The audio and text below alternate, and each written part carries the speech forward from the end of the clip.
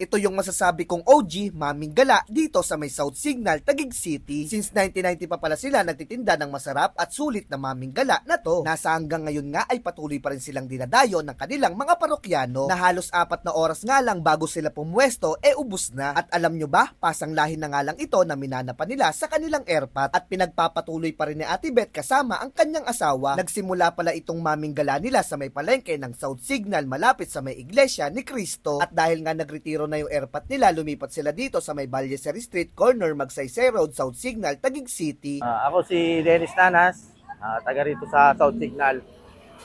Tinda namin ito yung Maming Gala kung tawagin. Ang tinda namin ito, merong noodles, may kasamang itlog, karne, chicken ball, saka sabaw. Sabaw namin, pinakulo ang bihas ng baka. Sa halagang 65 pesos, mabubusog na kayo. Nandito pala tayo sa legendary Maming Gala ni Ate Beth na located sa Ballesteros Street, corner Magsaysay Road, South Signal, Taguig City. At dito nga, umorder na ako ng pinipilahan at madaling masold out na Maming Gala ni Ate Beth. For only 65 pesos, meron ka ng Maming Gala na ang sahog ay beef, chicken balls, boiled egg at fried rice. O diba? Napaka-solid nito. So ano pa bang hinihintay nyo? Tikman na natin to. Let's go! Yo, what's up mga katropa? Nandito pa tayo sa may mamihan ni Ate Beth na located sa may Ballesteros Street, South Signal, Taguig mga katropa. At tinayo ko dito yung Maming Gala niya for only 65 pesos. Meron ka ng gantong karaming serving. Tapos meron ka ng kanin mga katropa.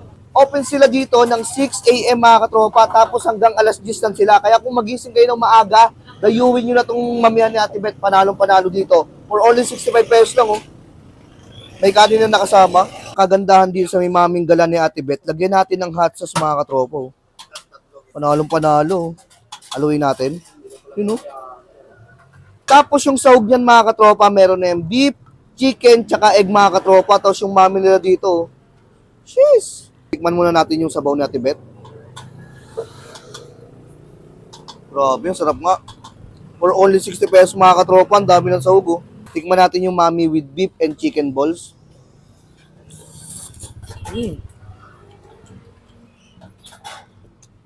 Sarap mga katropa. Ang kagandahan dyan mga katropa, ibuhos natin dito sa may kanin. No? Sheesh! Tapos lagyan natin ng sabaw. Ay grabe. Kaya kung magising kayo ng maaga at naghahanap kayo ng Maming Gala, lalo-lalo na ngayon, malapit na yung tagulan, bagay na bagay sa itong Maming Gala ni Ate Beth. Lagyan natin ng hot sauce ulit. Sheesh! Ayun, no? Grabe, oh. Ang gamit niya pala ditong rice mga katropa is sinangag.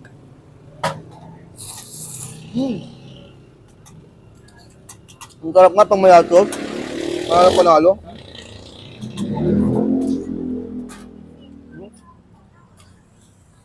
May egg pa yan, no? Natin.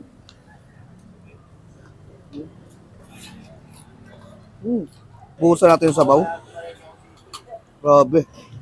Bagay na bagay itong mga katropa ngayon magtatagulan. For only 65 pesos, meron ka ng rice, tapos meron ka ng Maming Gala na maraming sahog.